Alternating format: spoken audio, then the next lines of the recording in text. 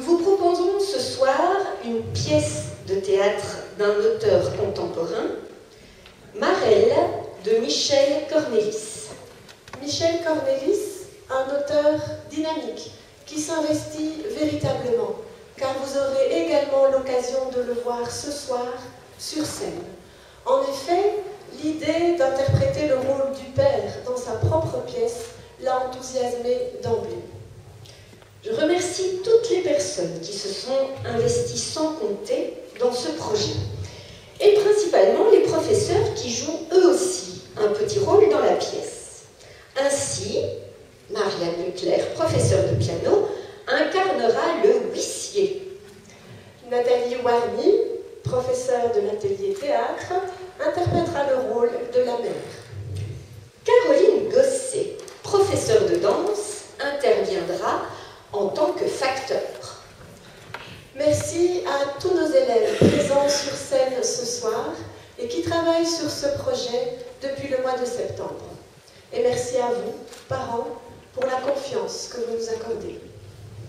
Merci à Pierre Paulet pour le matériel technique. Merci à Jacques Lecomte pour la régie lumière. Et enfin, merci à Salomon Gils pour la régie son. Ce spectacle n'aurait pu avoir lieu sans chacune de ces personnes. Qu'elles en soient aujourd'hui remerciées. Marelle, il s'agit d'une pièce philosophique. C'est l'histoire de deux adolescents, Paul et Lucie, un frère et une sœur, qui vont vivre bien des aventures tout au long de la pièce. Petite précision au niveau mise en scène. Plusieurs élèves interpréteront le rôle de Lucie et plusieurs élèves interpréteront le rôle de Paul. Ne soyez donc pas surpris de voir se succéder des comédiens différents pour les mêmes rôles. Cette distribution a été envisagée pour un meilleur équilibre des répliques entre les élèves. Mais sans plus tarder que le spectacle commence, merci d'éteindre vos GSM. Et une très bonne soirée à vous tous.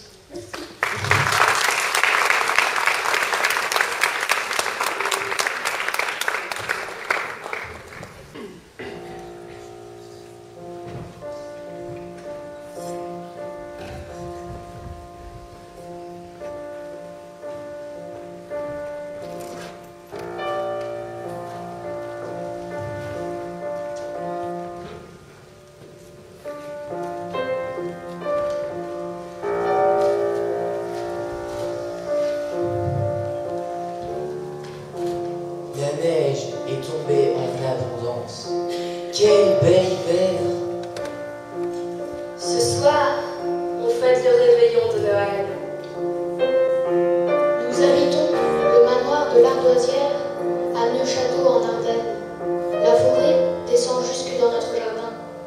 J'adore cet endroit. On y est heureux, car la nature sauvage fortifie les corps, et les mystères de la forêt profonde inspirent les âmes. Ici, la magie est tapie dans chaque coin, mais seuls les yeux de ceux qui croient en elle pourront l'apercevoir. Ma sœur Lucie et moi pensons avoir du sang de sorcier dans les veines. Pour notre père, on ne sait pas vraiment, il est si secret, mais maman affirme toujours qu'elle est une sorcière, alors forcément. C'est donc un réveillon magique que nous nous préparons ce soir. Un réveillon inoubliable.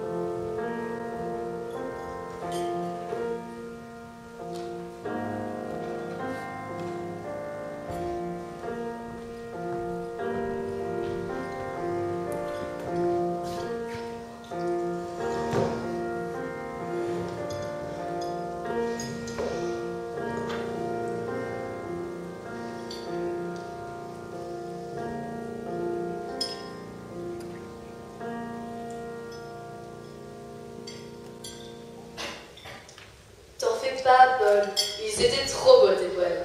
Si j'étais pas ta sœur, je tomberais en extase à tes pieds. C'est ça, marre-toi seulement. Moi, ça m'a perturbé que la sœur de ton ami ne soit pas venue à mon rendez-vous.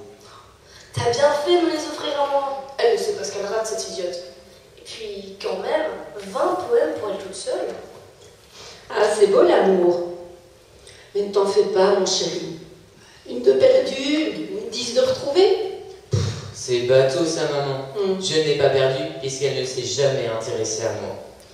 Voilà, c'est l'intention qui compte.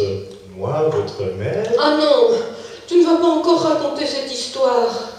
Moi, votre mère, c'est en l'invitant à écouter le brame du cerf dans la forêt que je l'ai séduite. Ça a dû l'inspirer. Oui, bon, vous êtes des cochons, mes enfants. Le fruit de leur éducation, de vrais enfants de la campagne. Allez, ma poule, tu veux bien changer de CD? Tu veux encore un peu de vin? Oh oui, il vino veritas. In vino veritas. La vérité est dans le vin. C'est quoi la vérité, mon chéri? Qu'est-ce qui est vrai? Qu'est-ce qui n'est qu'apparence? Ne vit-on pas dans un monde d'illusions? Ne sommes-nous pas trompés par nos sens? La vérité sur le sens de la vie est qu'il n'y a pas de vérité. Ne dis pas de bêtises, papa. Mais c'est la vérité. Pour moi, la vérité est tout entière dans la poésie. Et pour moi, la vérité se résume aux 6 cordes de ma guitare. En vérité, je vous le dis, l'amour du prochain est la véritable voie.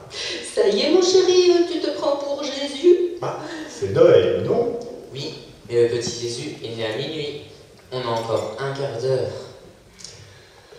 Vous devrez découvrir... La vérité par vous-même. Oups, le temps passe vite. Il est l'heure de laisser la place au Père Noël. S'il vous plaît, dans vos chambres, et n'en descendez que lorsque la clochette retentira, après les 12 coups de minuit. Bon, Paul, si je m'endors, tu viens me réveiller, ok? Toi, curieuse comme une fine, ça m'étonnerait que tu t'endormes. Bon, les deux coyotes, vous montez maintenant?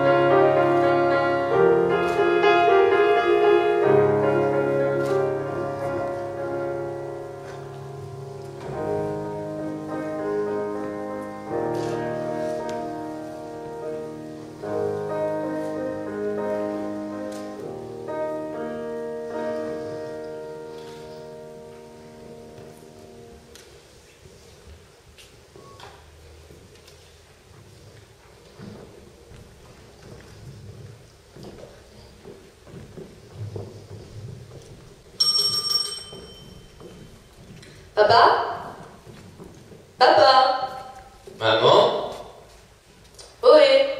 Y a quelqu'un? Papa, maman, on est là? Allez, c'est pas drôle.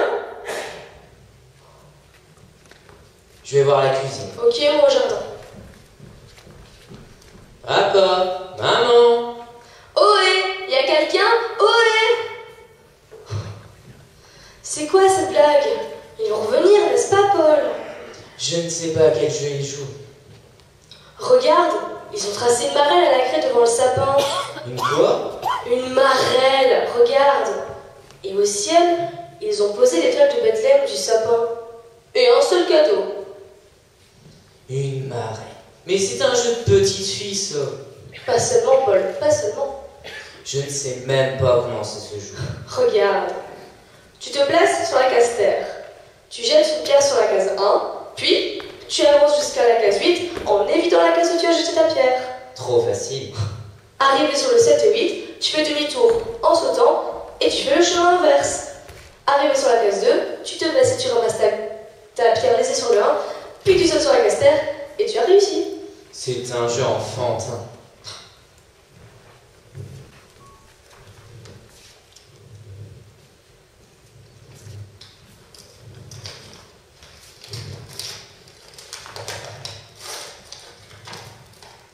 Carnet de voyage.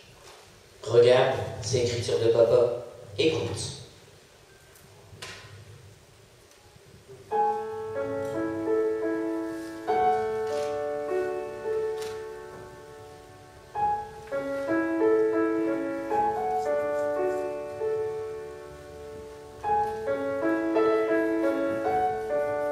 Paul et Lucie, ne craignez rien. Empruntez les chemins de la marelle.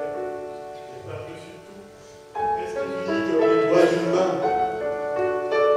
Comme nous, jetez l'étoile sur les cases du jeu.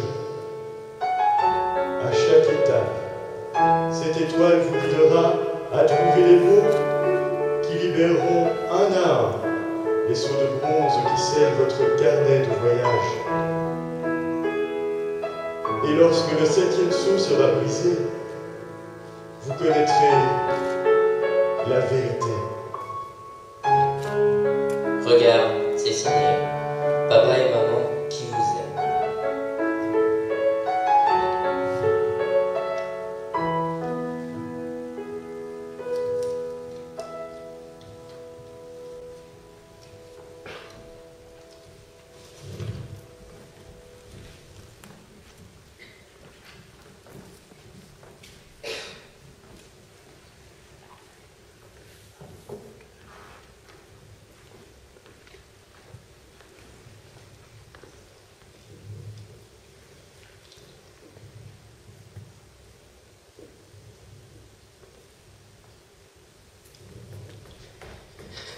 Te brûler, marmotte! Ah, mais tu es folle de hurler comme ça, Lucie. Tu m'as fait une de ces frousses.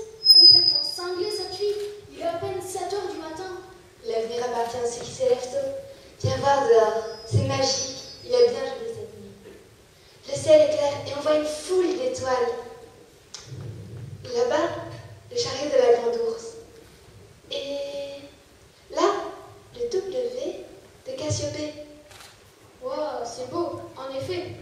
Alors, Lucie, prête pour le grand voyage? On y va. Et honneur aux hommes. Tu commences puisque c'est si facile.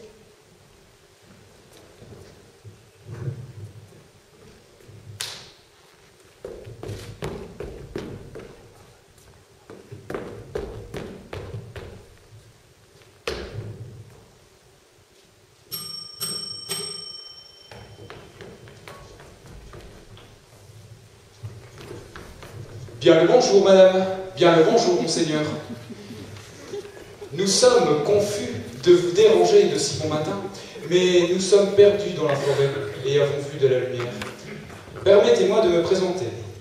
Mon nom est Gaspard et je suis mage venu de France pour honorer de quelques présents une nouvelle naissance.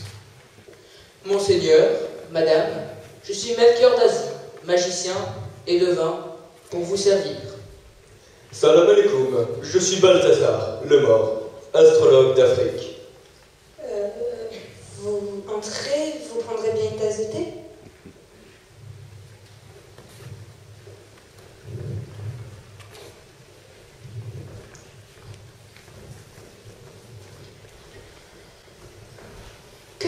faire ici, messieurs Gaspard, Melchior et Balthazar?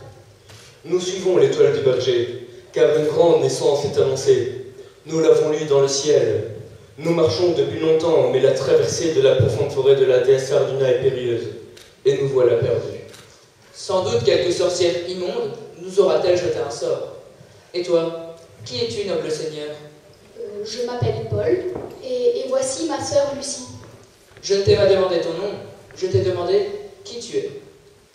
Si tu ne le sais pas encore, cherche et découvre qui tu es. Chacun de nous a une mission dans la vie. Il faut la découvrir et au besoin l'inventer. Tu es jeune, Paul, et s'il n'est déjà pas facile de savoir qui tu es, il sera encore plus compliqué de savoir la raison pour laquelle tu es sur cette terre. Nous sommes les trois rois mages, et notre mission est sacrée, car souverains sur nos terres, nous portons des présents au roi nouveau-né en signe de notre reconnaissance. Mais enfin, vous vous trompez complètement de route et d'époque. Ce n'est pas ici et maintenant que... Monseigneur, croyez-vous vraiment que le temps s'est arrêté et que tout est accompli en Orient depuis 2000 ans? L'œuvre, Monseigneur, l'œuvre est en chemin. Vous voulez dire que notre naissance... Bon sang, écoutez, le coq vient de chanter, l'aube est annoncée. Levons-nous, mes frères, et poursuivons prestement notre route, tant que l'obscurité nous permet de voir briller l'étoile. Monseigneur, Madame, merci de tout cœur pour ce moment de réconfort, et bon réveillon.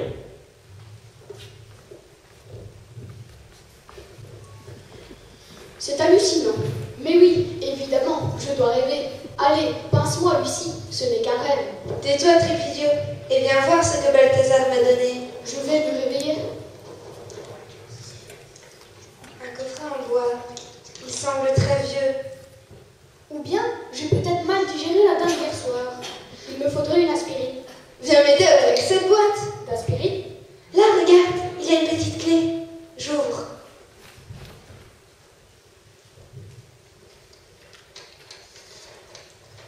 Ne te perds pas dans des combats perdus d'avance, ni dans des actions dont l'objet est mirage.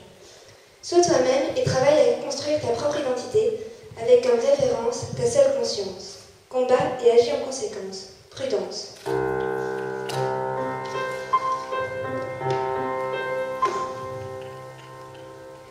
Waouh! Regarde, ça marche! Le carnet s'est débarrassé de son premier saut. En route pour le deuxième voyage.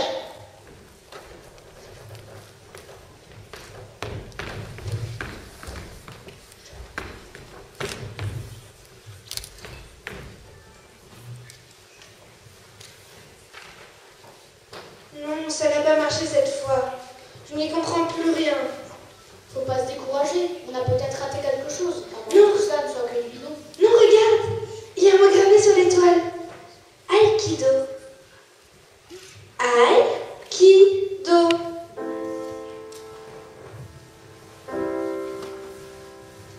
Non, ça ne marche pas. C'est une autre clé. Mais laquelle? Il doit bien y avoir une solution. Bon, je vais me servir un thé. Tu en veux un aussi?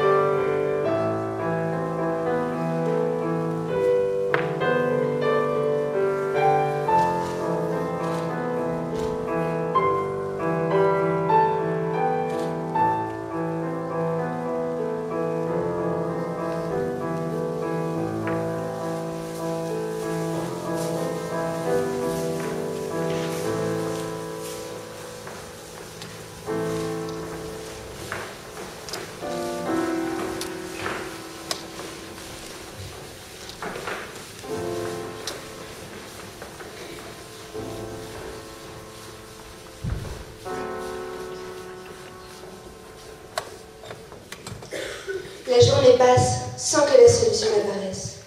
Nous décidons d'aller dormir. Au cœur de la nuit, je fais un rêve bizarre. Je vois de dos une jeune fille aux cheveux noirs. Elle trace une marelle dans la cour d'une école. Elle lance une pierre sur la seconde case du jeu. Elle s'élance légère comme un papillon. Arrivée aux cases 7 et 8, elle se tourne vers moi d'un ton gracieux et me sourit. Je reconnais son visage. C'est Mademoiselle Vinci, mon professeur d'aïkido.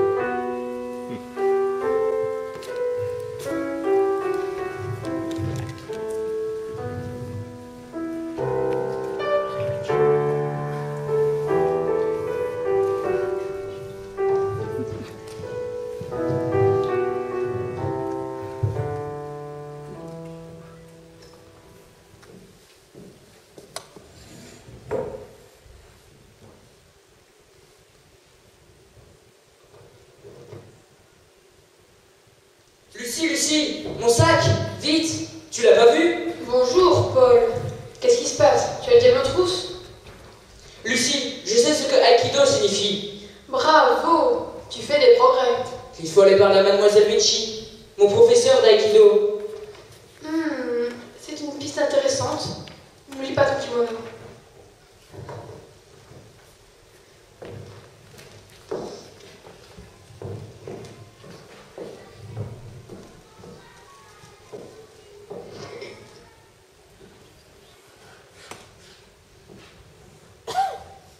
Tu crois qu'on peut entrer? Je ne sais pas. La porte est entreverrouillée. Mademoiselle Vinci? Mademoiselle Vinci? Mademoiselle Vinci? Je suis là. Entrez les enfants. Vous êtes Paul et Lucie, n'est-ce pas? Oui, mademoiselle. J'avais reconnu vos voix. Venez vous asseoir à mes côtés.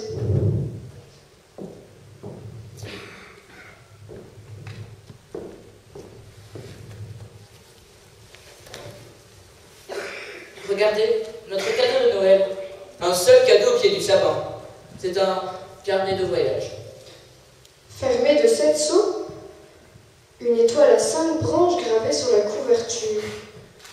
Voilà un bien étrange cadeau. Oui, et nous sommes parvenus hier à ouvrir le premier sceau de ce livre, en prononçant le mot prudence, après avoir fait le premier chemin de marelle. Je vois. Et nous avons reçu une étoile d'or pour nous servir de pierre à jouer. Ouais, un jeu de petite fille. C'est lourd, Paul. Les enfants. La marelle représente une antique vision de l'univers, selon laquelle le monde aurait été créé à partir d'un œuf. Vous voyez les deux demi-cercles? Ils représentent la coquille, brisée en deux. Dans la Chine antique, l'œuf représentait le chaos d'avant la création de l'univers. Cet œuf primordial s'ouvre pour donner naissance au yin et au yang, ainsi qu'à l'homme essentiel, le pankou. C'est quoi le yin et le yang? Ce sont deux éléments inséparables. Le yin est le principe féminin, le passif, tandis que le yang est le principe masculin, l'actif. Alors le yang est le principe le plus fort. Pas du tout, Paul. Ils sont interpénétrés et en équilibre. Je t'apprends l'art de l'aïkido, n'est-ce pas? Mais sais-tu ce que signifie le mot aïkido? Oui, bien sûr, il veut dire voie de la paix. Très bien.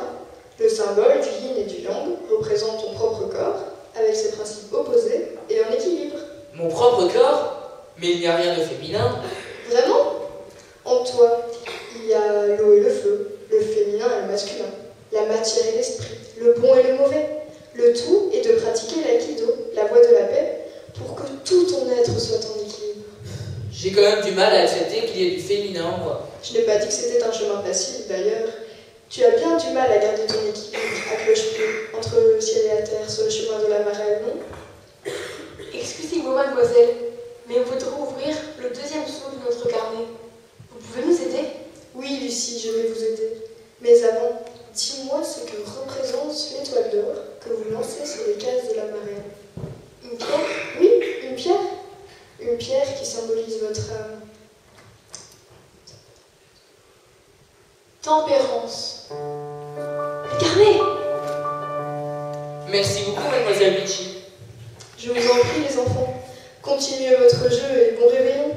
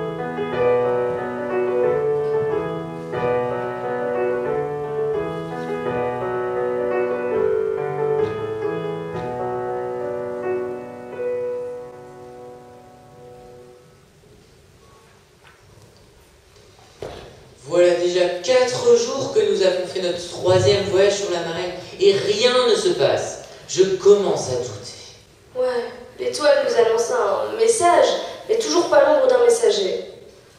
Tu sais, Paul, plus j'y pense, plus je crois que nos parents nous ont lancés sur un jeu de piste géant. C'est vrai qu'ils adorent les jeux, mais papa n'aime pas les jeux de piste, il préfère les échecs. C'est plus stratégique, alors ça m'étonnerait fort qu'il n'ait pas une petite idée derrière la tête. Je suis sûre que c'est en rapport avec la vérité écrite dans notre carnet de voyage. Pas sûr, c'est peut-être une charade ou quelque chose comme ça.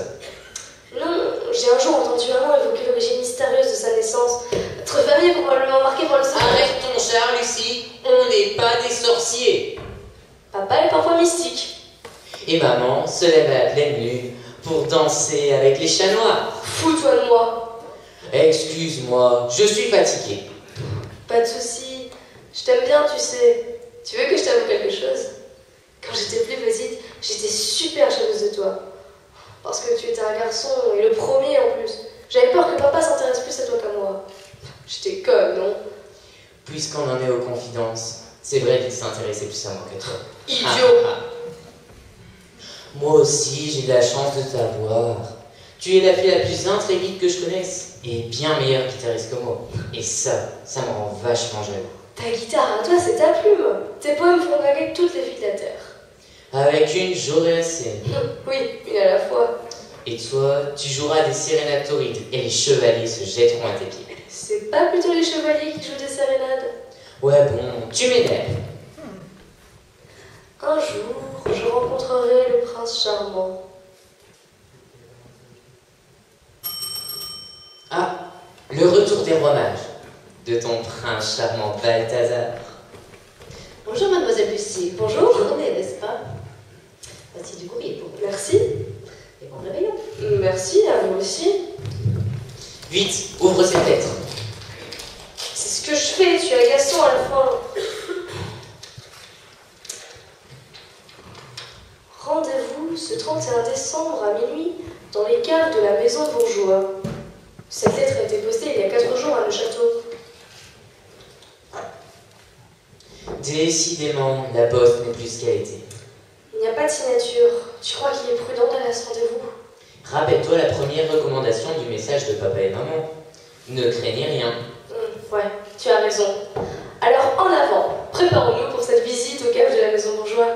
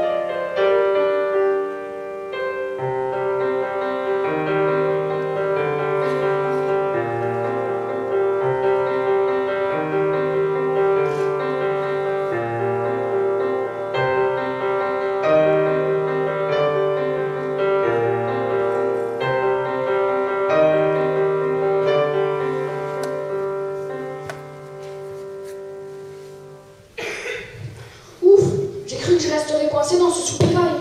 On n'avait pas le choix pour entrer ici. Tout est fermé. On nous a vu entrer, un gars sinistre avec un imperméable et un chapeau. J'espère qu'il ne va pas cafeter. T'en fais pas. Ce soir, c'est la Saint-Sylvestre. Et tout le monde pense à s'amuser. Bienvenue, Paul et Lucie. Bonsoir, monsieur. Je m'appelle Phileas Decavus Focus et Mystagogus, mais vous pouvez tout simplement m'appeler Phileas. Je ne voudrais pas paraître curieux, mais pourquoi vous nous avez invités? Parce qu'on m'a chargé de le faire, et c'est un véritable plaisir, croyez-moi. On est à la recherche du mot qui ouvrira le 3e saut de notre carnet de voyage. Et puis-je voir ce fameux carnet?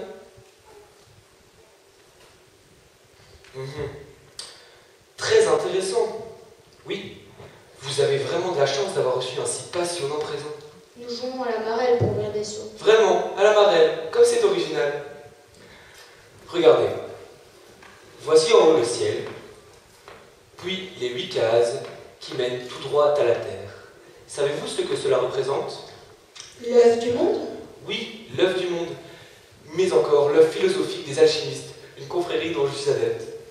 L'œuf philosophique, c'est quoi ce truc?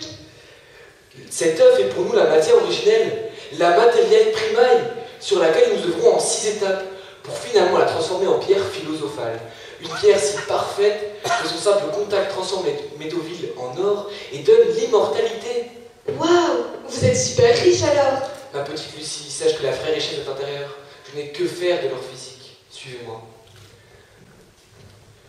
Vous voyez, le travail long et difficile du laboratoire nécessite un travail sur soi, qui, par le recueillement et la méditation, me permettent de me transformer moi-même. Vous voulez devenir vous-même cette pierre philosophale? Oui, c'est mon but. Je veux mériter l'immortalité de mon âme. La pierre que tu jettes sur la marelle et qui représente ton âme, eh bien c'est la même chose. Montre-moi ta pierre, Paul. Voilà. Une étoile d'or? Déjà? Papa et maman nous l'ont donné au réveillon de Noël, sur le jeu de la marelle posé au ciel. Ouais, je comprends. On en connaît assez pour ouvrir le 3e saut? Oui, je pense. Veux-tu bien ouvrir ce grimoire à la page 21 et lire à haute voix le titre du chapitre?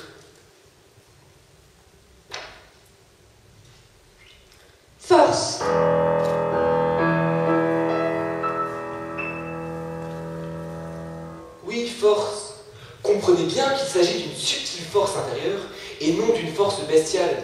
Cette force est le triomphe de l'esprit sur le corps. Il faut être fort comme un chêne. Oui, exact. Et à quoi ce dessin de la marelle veut-il penser?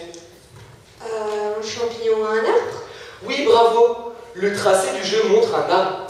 Le tracé du jeu montre l'axe du monde. Cet axe relie le ciel à la terre et la terre au ciel. Il est médiateur entre Dieu et les hommes. Il est vraiment le...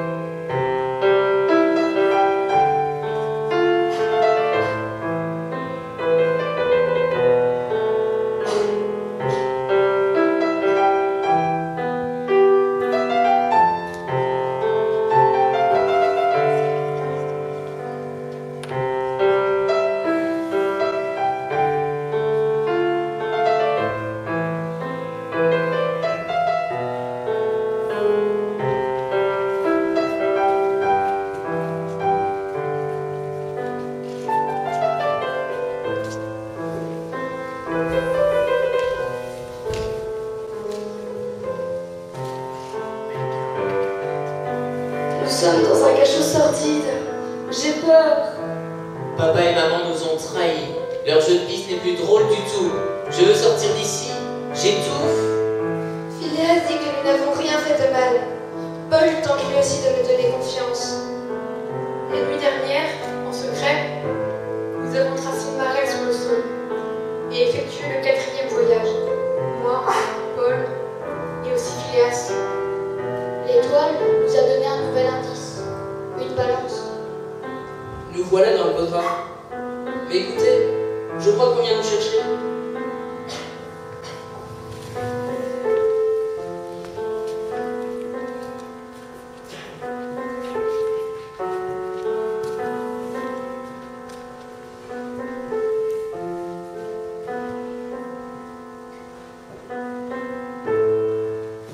Quelle est vos motivations?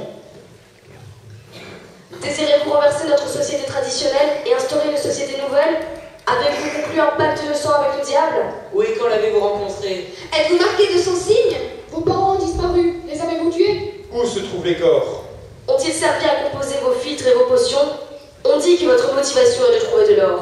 En avez-vous produit beaucoup? Et a-t-il servi à corrompre les autorités? Votre mauvais exemple est une plaie pour notre jeunesse. Êtes-vous prêts à expier de vos crimes et à vous repentir publiquement? Qui sont vos complices? Le livre saisi lors de votre arrestation est fermé par des sceaux et marqué d'une étoile. Renferme-t-il les secrets de votre magie noire? Pourquoi les autorités n'ont-elles pas réussi à l'ouvrir? S'agit-il d'un sortilège? Mesdames et messieurs, la cour.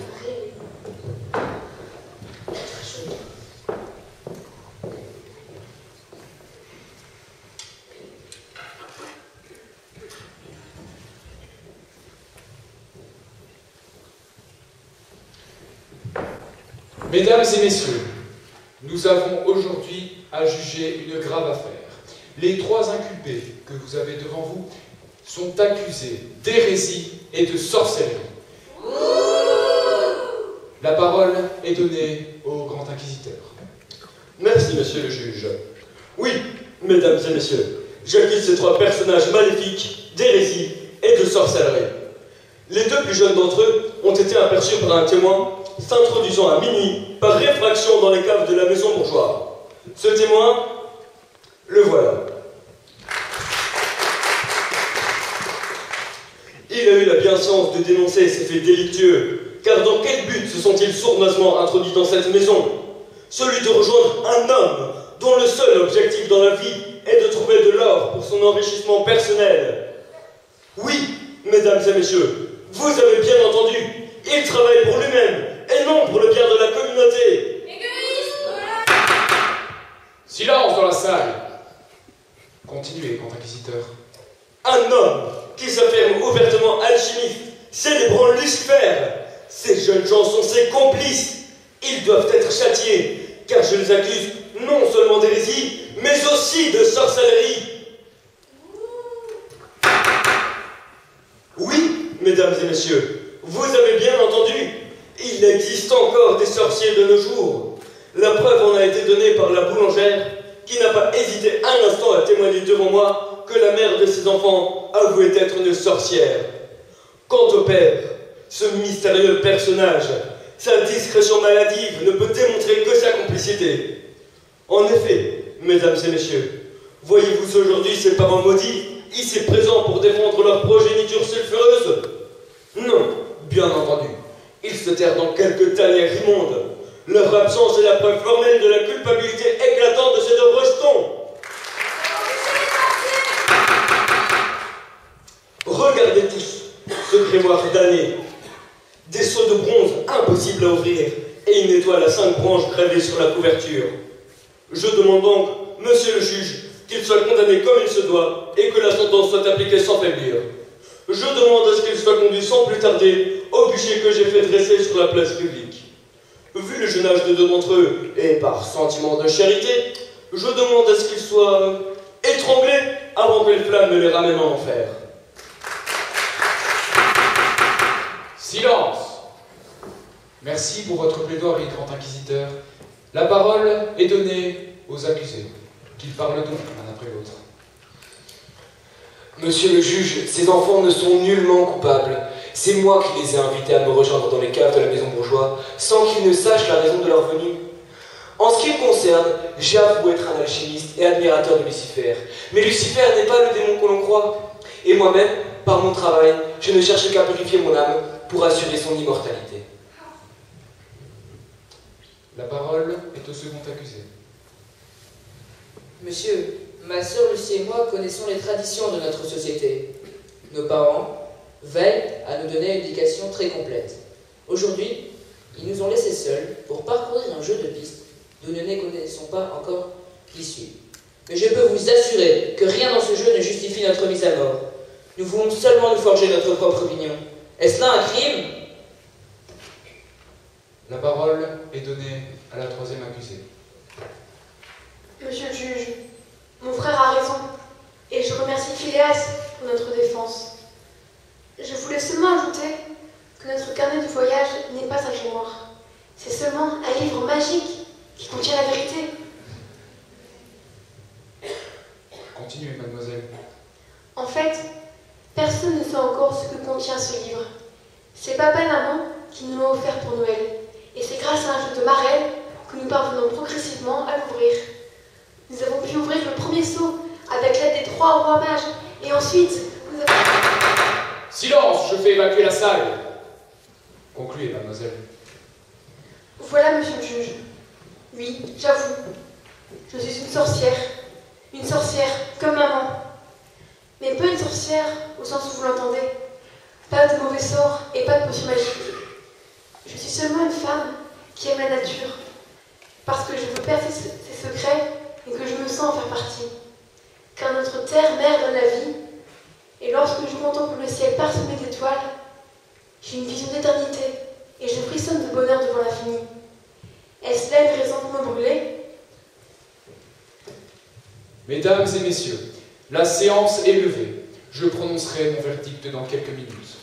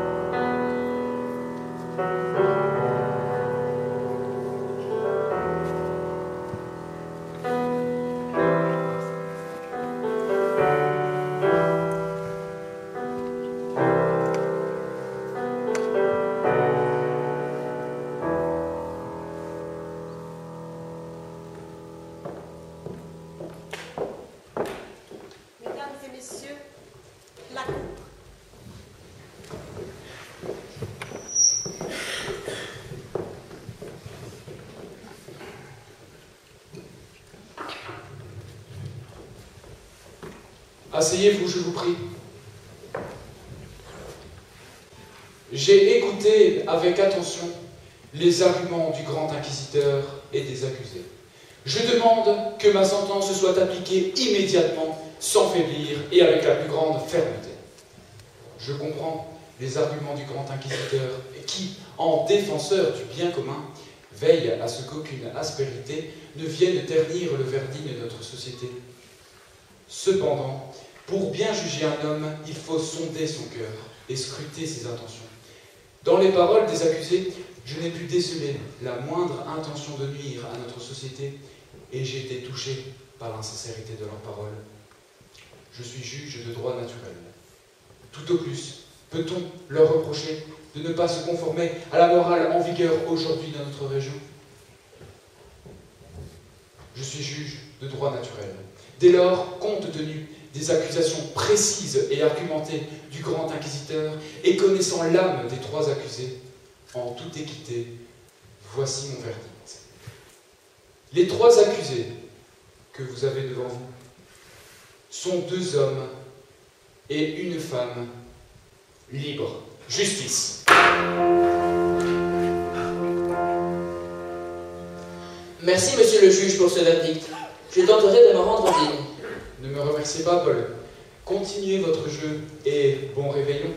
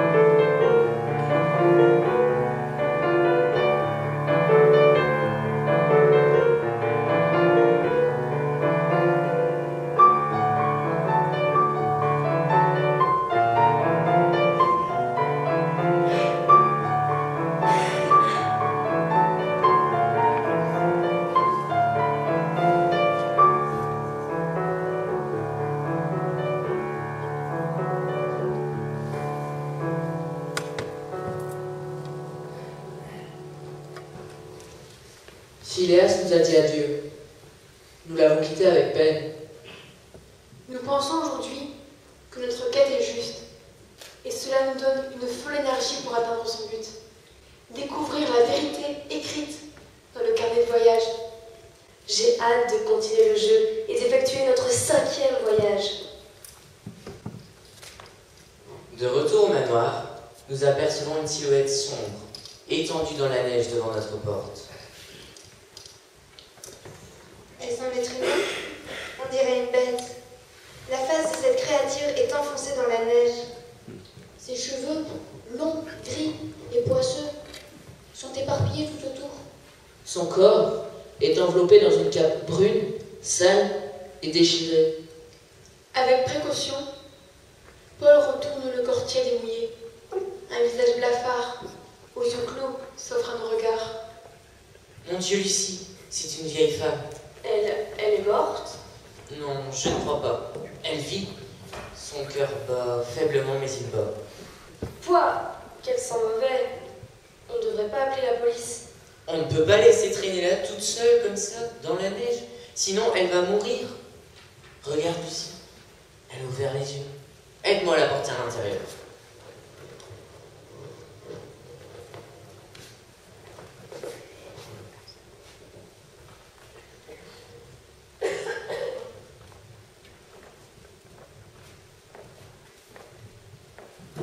Il faut lui redonner des forces. Je vais préparer un bouillon.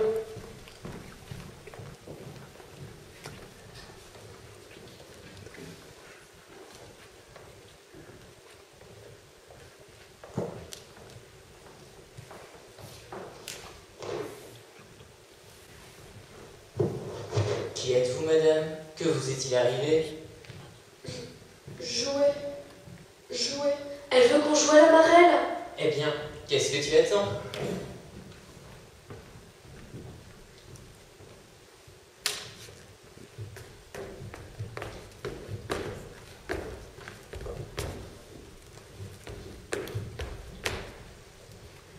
Charité. Je suis la princesse Ariane, fille de Minos, roi de Crète, et de Pasiphae, fille du soleil. La princesse Ariane? Celle qui offre à Thésée le fil qui lui sert à sortir du labyrinthe? Parfaitement jeune fille, à l'appel de votre jeu, j'ai fait un long voyage à travers le temps et l'espace pour vous délivrer un message essentiel. Parlez, mademoiselle Ariane. Merci, joli garçon. Vous voyez l'axe de votre jeu? Il représente pour moi le fil qui relie le ciel à la terre, mais aussi le fil qui relie entre les hommes et les femmes. C'est le fil de l'amour. Oui, mon joli, de l'amour physique, mais surtout de l'amour spirituel.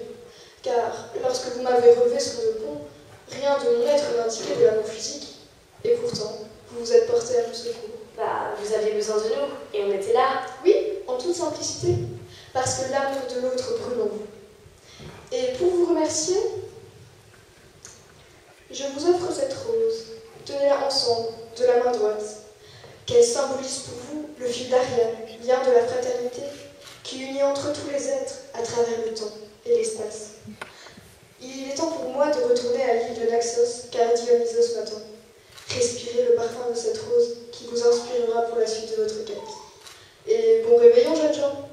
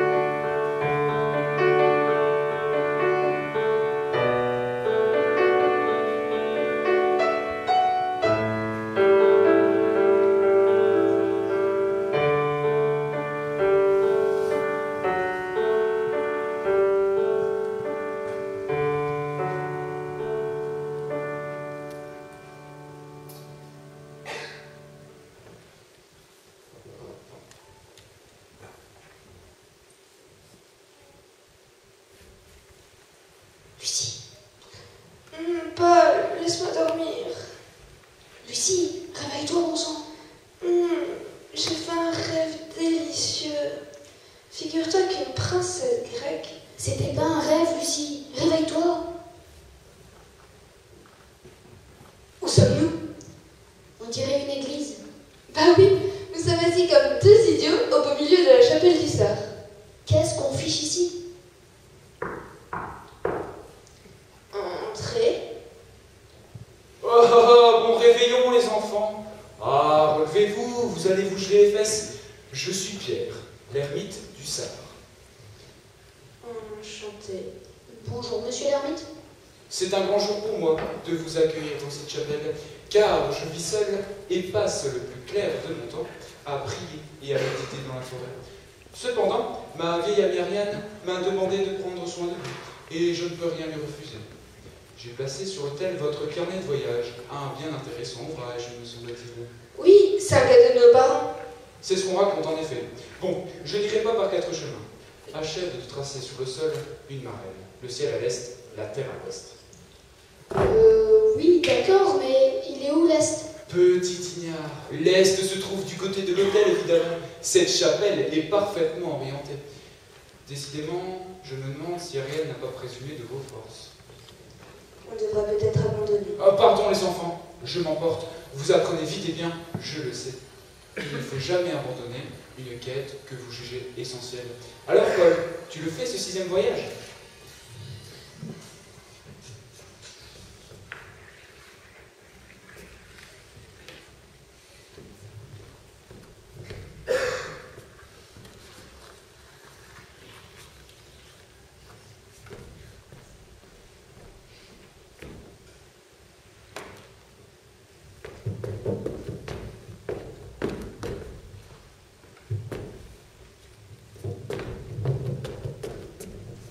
Alors, quel est le mot donné par l'étoile? Foi. Veux-tu bien tirer sur la corde qui pend là-bas? Tirer sur fil d'Ariane? Monsieur... Monsieur l'ermite, je dois vous avouer quelque chose. Oui, ma petite, dis-moi. Paul et moi, on n'a pas la foi. Oh, vous n'avez pas la foi. Ben tiens, que faites-vous ici alors?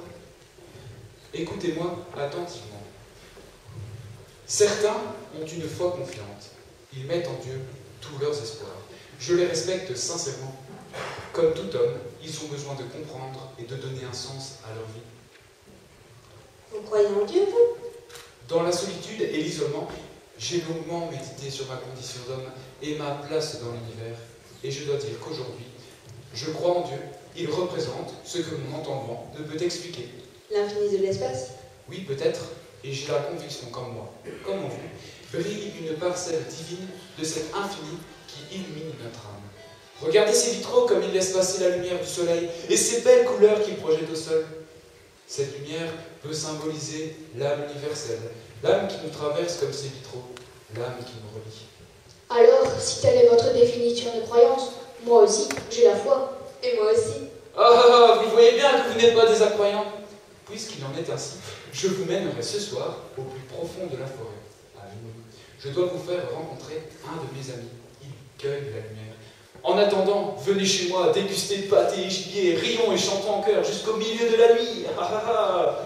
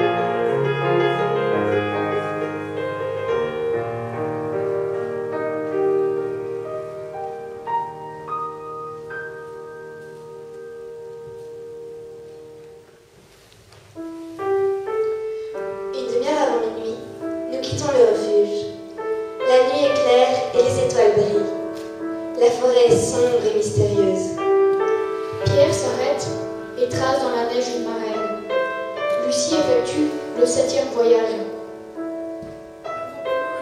En silence. Soudain, j'aperçois au loin une faible lumière. Au fur et à mesure de notre progression, la lumière s'est fait plus précise.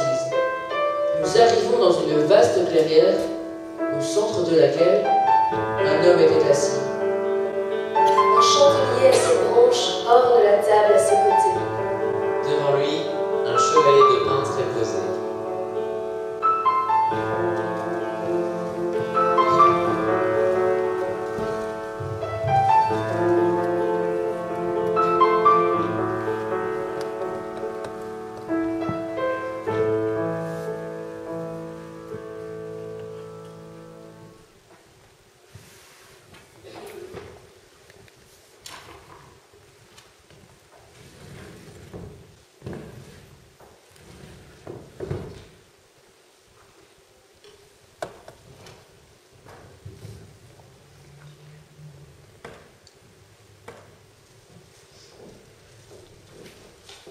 Bien le bonsoir Stanislas. Bien le bonsoir Pierre. Je te présente Paul et Lucie, les deux jeunes gens dont je t'ai parlé. Bienvenue vous deux. Bonsoir, monsieur Stanislas. Stanislas est le peintre le plus merveilleux qu'il m'ait été donné de rencontrer. Vous baignez en pleine nuit, monsieur Stanislas? Oui Lucie, c'est alors que la lumière est la plus fine, la plus sensible, la plus profonde. Je peins au soleil de minuit. Nous voguons au cours de la nuit, parmi les étoiles, suivant la Voie lactée. À l'aurore, notre croissant de lune s'approche doucement de l'horizon et nous dépose près d'une rivière d'argent.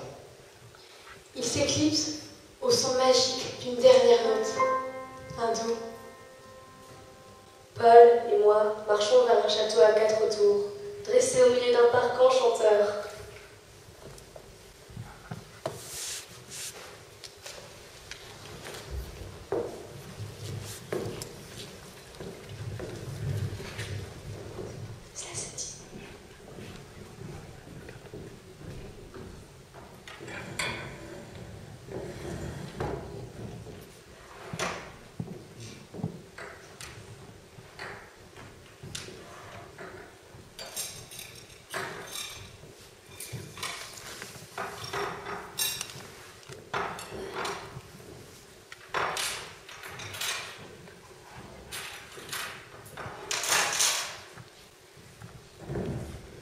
Bravo. Félicitations.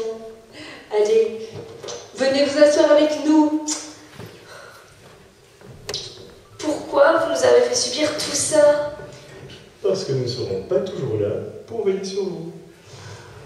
Et parce que la vie n'est qu'un jeu, de la naissance à la mort. Alors, prenez plaisir à ce jeu, en toute liberté. Après ce voyage de 2 semaines, vous n'êtes plus des enfants. Vous entrez dans un autre monde. Mais si j'en crois l'appel de vos estomacs, vous avez grand faim, non? Alors, on la partage, cette galette des rois?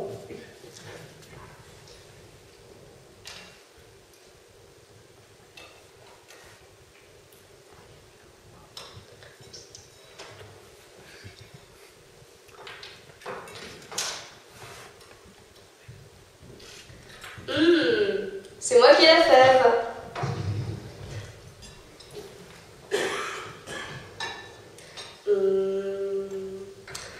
Toi, Paul, tu seras le roi.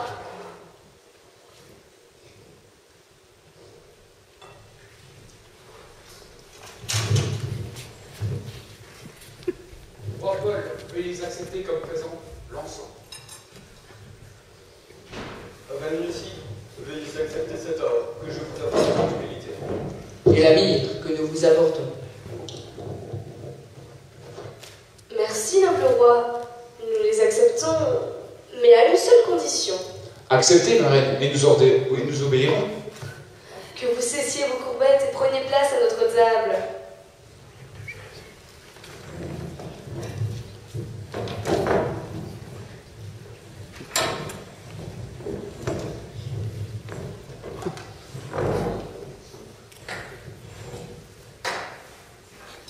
Bien. temps maintenant d'ouvrir votre carnet de voyage et de découvrir la vérité.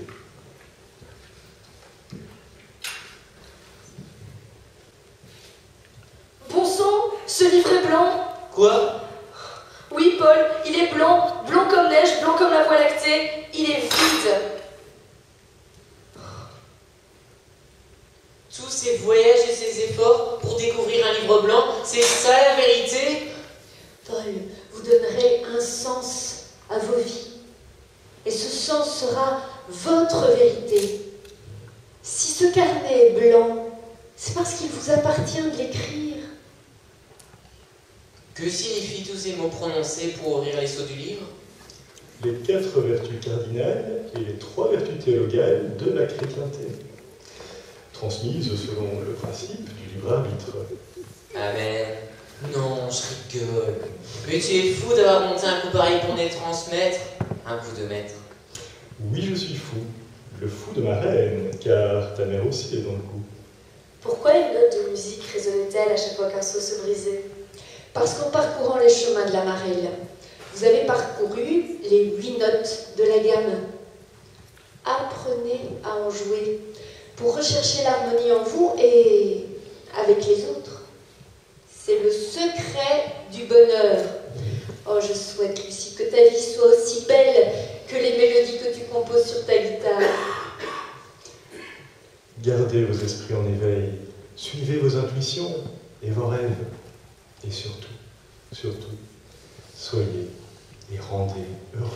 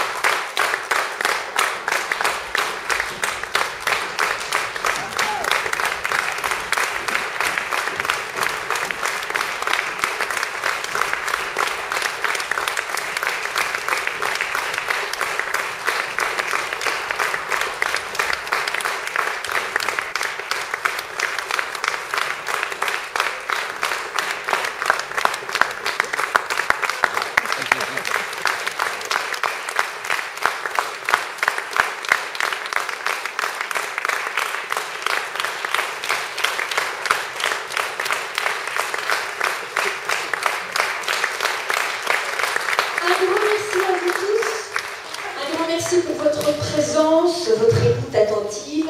Je vous présente l'homme de l'événement, de la soirée, Michel Cornelis.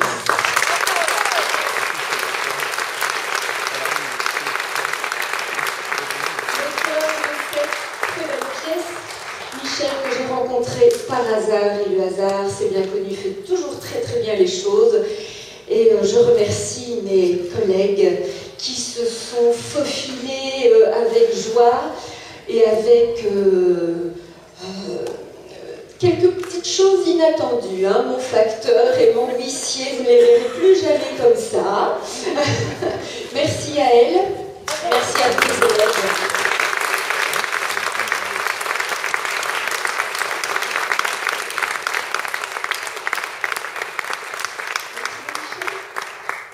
Je vais quand même vous dire un petit mot parce que j'ai été accueilli ici à Tournai avec une chaleur extraordinaire. Je me suis senti vraiment chez moi. Et je voulais remercier bien entendu Nathalie et tous ses élèves qui ont été extraordinaires. Marianne et des musiciens, ou des musiciennes plutôt, il y a un musicien dans le groupe. Ils ont mis une ambiance extraordinaire, une harmonie fantastique dans cette pièce.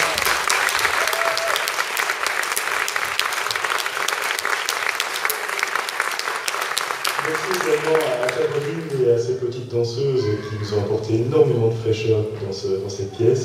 Et puis, il ne faut pas oublier celui qui a apporté la lumière, notre Jacques qui est là-haut, et notre Salomon.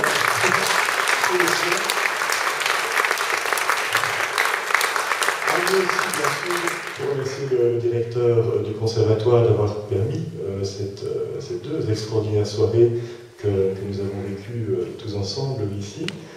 Et je voulais vous remercier du fond du cœur pour votre accueil et d'être venus si nombreux pour nous encourager. Ça fait vraiment chaud au cœur. Merci à vous. En tout cas.